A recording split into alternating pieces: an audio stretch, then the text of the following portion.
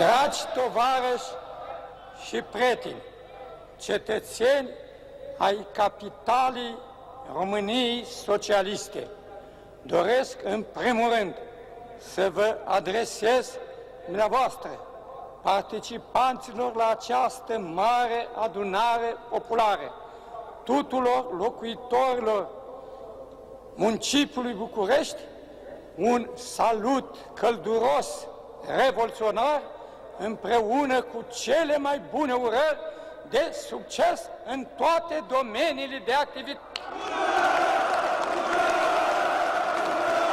Doresc de asemenea să adresez mulțumiri inițiatorilor și organizatorilor acestei mari manifestări populare din București, considerând aceasta ca o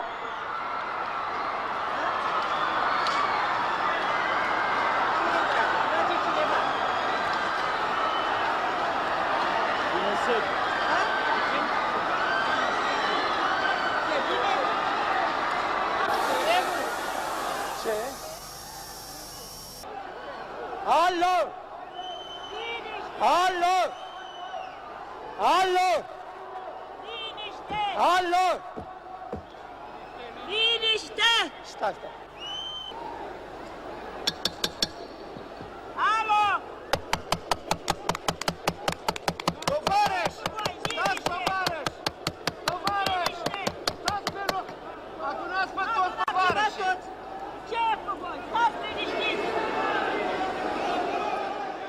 As we close, let's talk about 1989 and the Romanian Revolution. In 1989, Ceaușescu, as we know, gave a speech, and during that famous speech that was televised, it was live on Romanian national TV, some of it at least. During that speech, there was some noise in the crowd, and it looks like the crowd was spontaneously booing him. Is that something that actually happened? Was the revolution, do you think, a spontaneous Romanian movement, or was it influenced by outside external powers as well? Well, first of all, I wasn't in the square, so I was watching what was happening in the BBC, and as an assistant to John Simpson, the World Affairs correspondent. So I saw what had happened in the square only to the extent that which Romanian TV covered it, because they broke their coverage. And it was only in January 1990 when I got to Bucharest, and we interviewed, that is one of the BBC teams, the one led by John, we interviewed several people who were in the square at the time, and we got different reports. So what we were told, so one of the reports we were told were that people had come to the square towards the back, especially young people, with these banners saying Trăiască Partidul PCR or Trăiască Partidul Comunist în frunte cu Nicolae Ceausescu and so on and so forth. And that there had been a stampede in the crowd, whether purposeful or not, we don't know. But because of the stampede in the crowd, these banners and the wooden poles they were on were trampled under, and they caused the noise and the crack and the shouts, which were recorded on Romanian radio, not so much on Romanian TV. Which resembled gunshots. Which resembled gunshots, yes. But that's all what I can say from talking to martori oculari, eyewitnesses, several of them, in different parts of the square. But I can't say that is the truth. I wasn't there. I'm just giving you the various, a distillation of some of the views I got. And that seems to me very understandable, that also the stampede was caused, or it produced waves of people rushing to distance themselves from the stampede for fear that they might be accused of being part of an anti-Ceausescu demonstration by the Securitate. So it mushroomed. But it started with, as I say, the collapse of these banners itself. Whether that was deliberate or not, an accident, I don't know.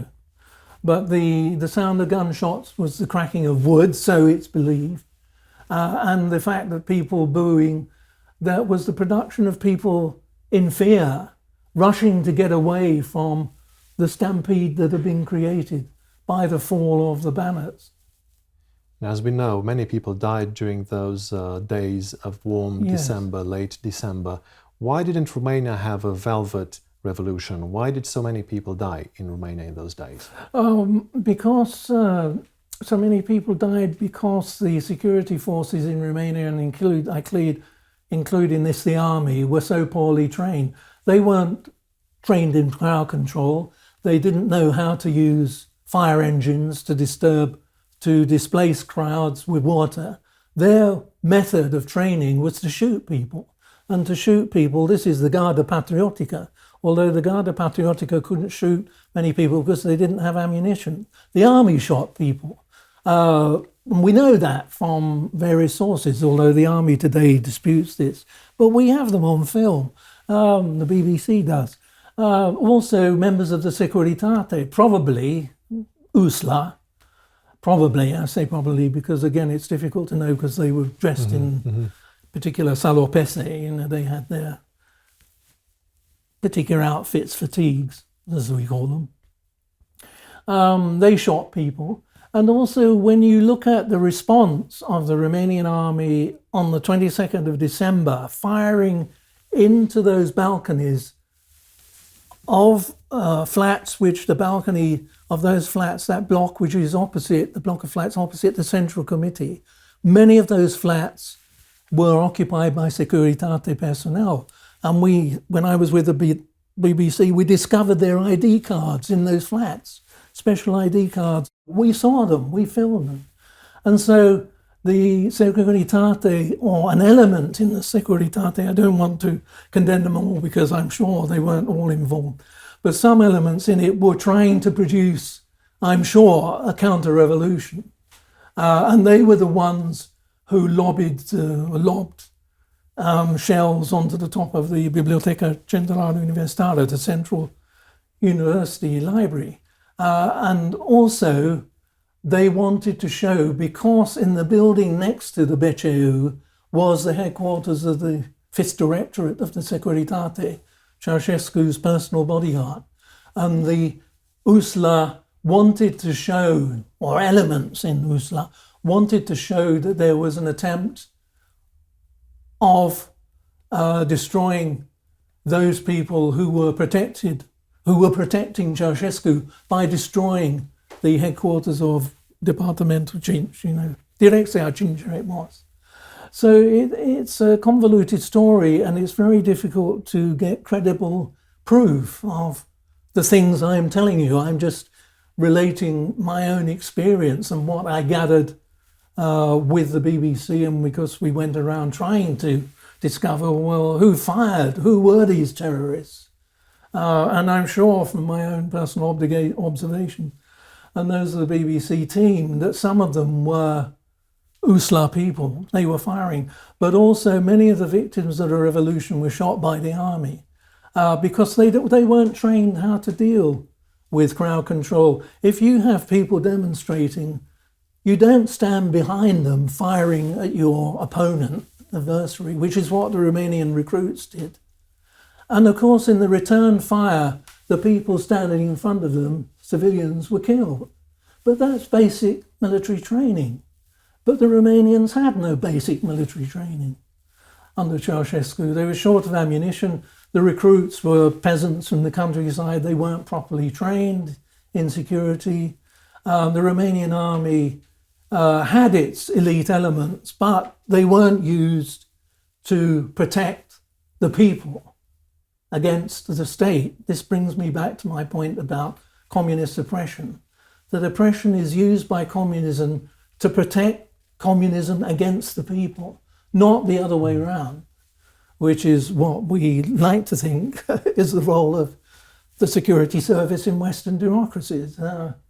And that's where this, in my view, ridiculous charge of denying Iliescu the certificate of being a revolutionary, it's ridiculous for me.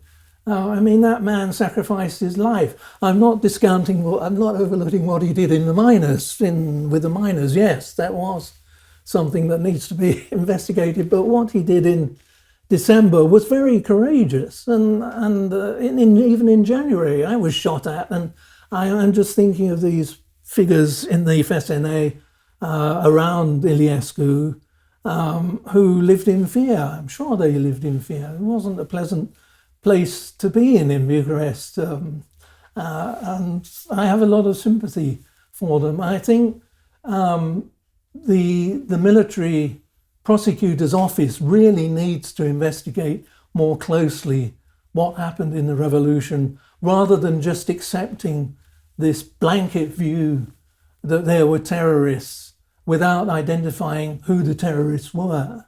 And there hasn't been really a forensic investigation into who the terrorists were in the revolution. There have been several reports, the one that you referred to, and of course the SRI report that you talk about in the book, but you don't think that they're conclusive and comprehensive. I think the SRI report is partly conclusive in the sense that it discounts any Russian involvement. Okay. I don't think the Russians were involved in the displacement of Ceausescu. They didn't need to be involved because the Romanians did it themselves. They didn't need any help from outside. And the very confusion that reigned after 22nd of December is proof of that. I mean, if the Russians had been involved, they would have proceeded in a rather different manner in toppling the Ceausescu regime. I mean, in the first place, they would have used their Spetsnaz troops, and they wouldn't be firing over the heads of civilians into the crowd. Although it has to be said that during the crisis with Yeltsin and so on, Gorbachev, they did do that, but not to the degree in which we find Romanian army recruits doing it. And as I say, I think they're accountable for many of the deaths in the revolution. Going back to Ceausescu's last days, after the infamous speech, Ceausescu was picked up by helicopter, and then the helicopter landed on the motorway, and then following that he had a trial, and then he was executed. Yes. Why did the helicopter land on the motorway, and what was his trial like? Well, as far as I can tell, so when I was doing these follow-up interviews with the BBC, I think I wrote about it in one of the books, but I interviewed the pilot, Malățeanu it was, and he told me that he received an order from General Rus, who was head of the Romanian Air Force, that had been given to General Rus by General Nicolae after the helicopter had been called from Boten or wherever it was. I'm trying to remember. No, it landed in Snagov and picked up the Ceausescus with the two bodyguards. And then the pilot received an order from General Rus, and General Rus had received this order from Nicolae that the helicopter should put down as close as it could to the street, to the main road to Târgoviște, because the Nicolae and those above him, so Brucan, Militaru especially, and Iliescu and Petre Roman, they were worried about Ceausescu getting to Oltenia because they knew from the escape plans that the Ceausescu regime had that he would go towards Oltenia to create a nucleus of resistance to anybody that tried to overthrow Ceausescu and proceed from there. So that's the reason that Nicolae, I believe at any rate, gave this order to Rus, and Rus transmitted the order to Malățeanu, who simply landed the helicopter. And then I wrote about it because I interviewed the two drivers who picked up the Ceausescu on the side. They were on the roadside from where the village was, I can't remember.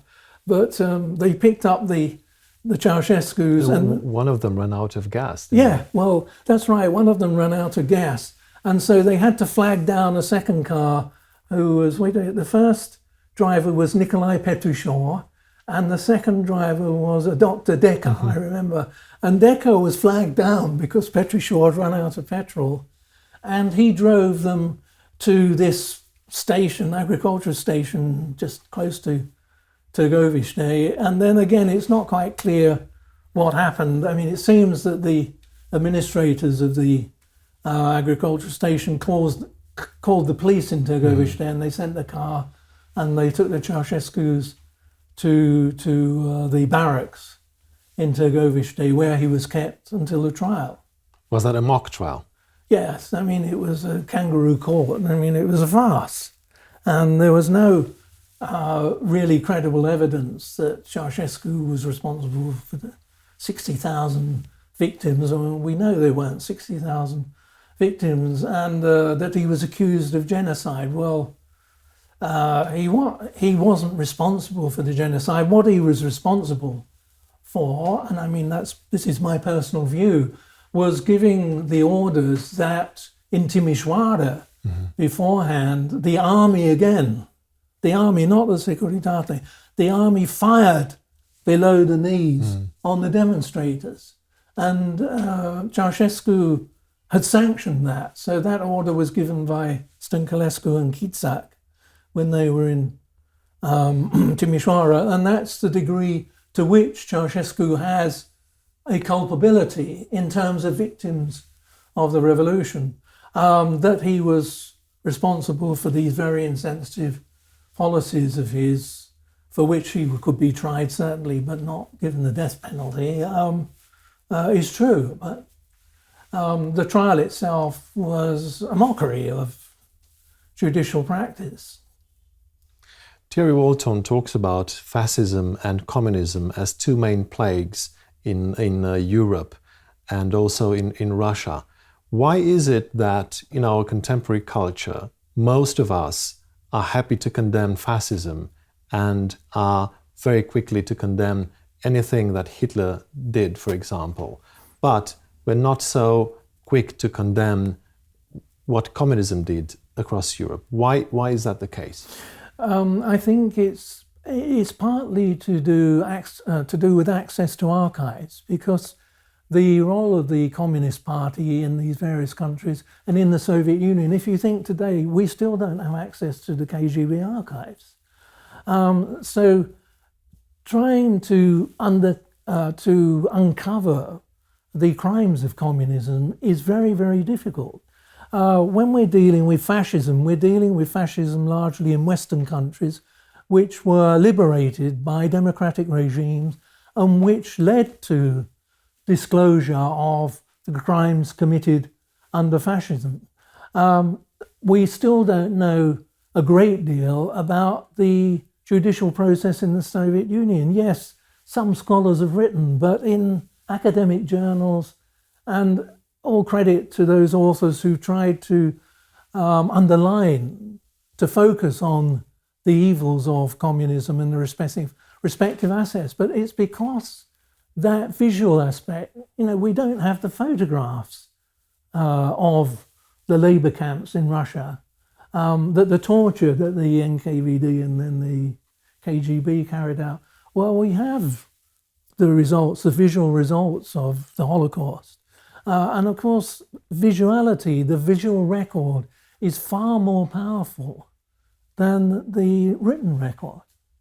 And when we see what was done in the name of an ideology, and the problem is that the ideology of fascism very often has examples of encouragement to murder, to the murder of a whole class. Whereas the Soviet Union, we can say, yes, in some respects, communism has that. And indeed, Lenin, we know in some of his writings, talks about the annihilation or eradication of the middle class. Yes, but not on the basis of race. is a class issue. But again, I come back to my point about the visuality, the visual component of seeing what ideological terror can bring when we look at an analysis of the past. Dennis, thank you very much for your time. It's been a Thank you. pleasure talking Yeah. to you.